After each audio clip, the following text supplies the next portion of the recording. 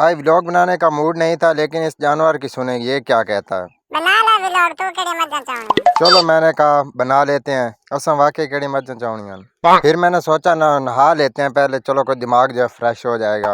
जल्दी से जाके मोटर का बटन दबाया, क्योंकि आजकल ठंडे ठंडे पानी से नहाना चाहिए। नहा के निकला तो बाहर इस जानवर की भी सुने ये क्या कहता है भाई, जरा गौर से सुनिएगा। सारा दिन वीडियो बनाता कोई चली भी आया कोई ना। सुन लो व्यूवर्स के ताने।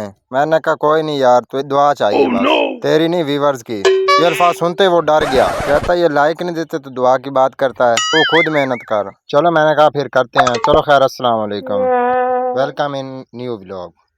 और अभी जाना था कुछ लेने के लिए। एक तो लेके आना था गोश्त और कुछ सब्जी भी। जल्दी से मच्छरों से बचने वाला आला उठाया और चल पड़े जी अपने मंजिल गोश्त की तरफ। रास्ते में ये धान बीजा हुआ था, क्या कमाल की खुशबू थी। इसको देख के बिरयानी याद आ गई।